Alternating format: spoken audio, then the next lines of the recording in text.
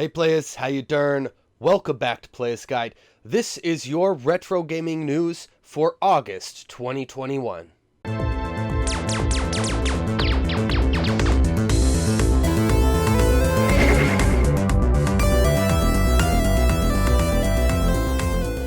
If you're not already subscribed to the channel, please consider doing so. You can also find Playas Guide on Twitch, Twitter, Instagram, and if you're looking for a community to discuss retro gaming and video game collecting, as well as the latest gaming news, check out the Playas Guide Discord. All of these are linked below. To start things off for August, let's talk about Roniu's Tale, a brand new NES game now on Kickstarter. This game is being published by Mega Cat Studios. You may know them from such games as Logjammers, Coffee Crisis.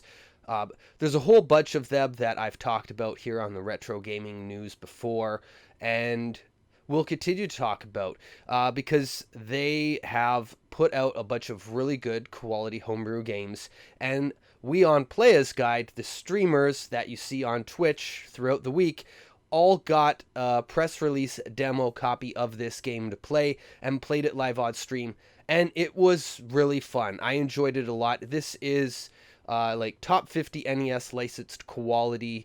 It's a puzzle action adventure game. So if you're familiar with games like Lolo, Fire and Ice, Kickle Cubicle, along those lines, you're really going to enjoy this game. So consider backing it on Kickstarter. Super Bat Puncher Demo by Morphcat Games is getting a physical Famicom cartridge release, and this is another physical release that you could go and pre-order right now.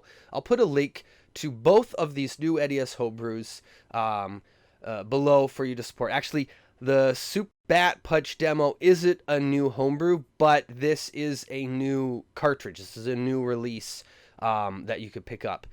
Another game that is getting re-released on original cartridge is Tailgater. This is being done by Limited Run Games. They've done this before for Shantae and a bunch of other games. It seems like they really like doing these releases on the Game Boy and N64 particularly. I don't know how I feel about this one. It's, the game is valuable for an original copy, but I already see people try to resell games that they don't have on eBay already for the limited run collectors. So I believe this game is already sold out. So we'll see where things go from there with the resale copies on eBay versus the original. It should be interesting. I might even do an episode comparing some of these re-releases of games that are out there and the original, and just talking about where they are at, because I think it could be an interesting topic. So stick around for that. New Space Invaders game, Space Invaders Invincible, is now available on the Switch. You can go pick this one up right now in the eShop. It is going to run you a little bit though, but from what I could tell, it has just a massive amount of different Space Invaders games and a few new twists too. So if you're a Space Invaders fan, this is probably a must-buy.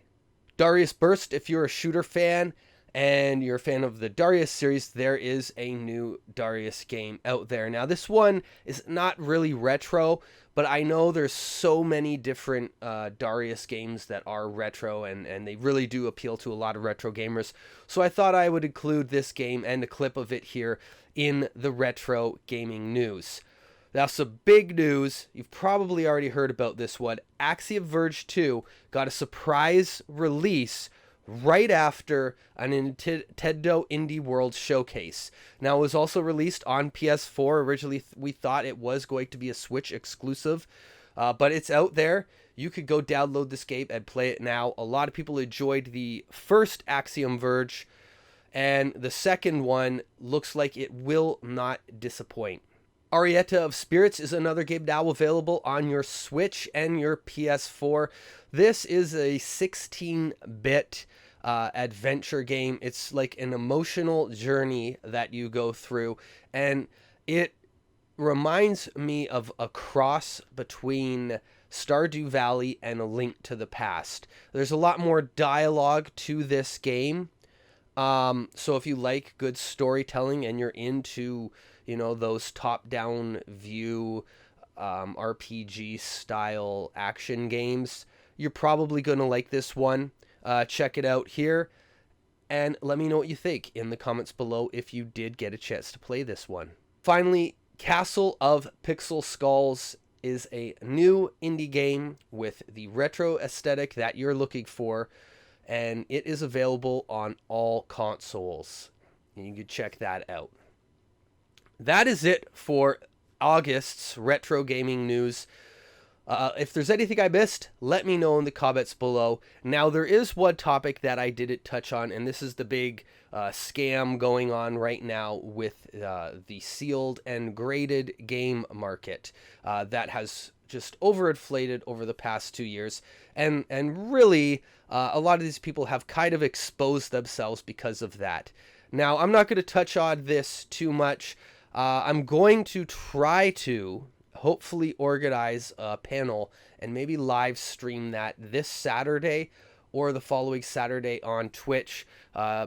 So normally on Saturday nights you get to see me hosting the Retro Indie Game Show, where I play a different retro indie game or homebrew game, usually pretty late releases, or ones that I never got around to playing because there's just so many out there, and it's really fun to explore. But I might do something different this week or next week, so check back on Twitch or the Discord or Twitter for those updates. And until then, I'll catch you on the flip side.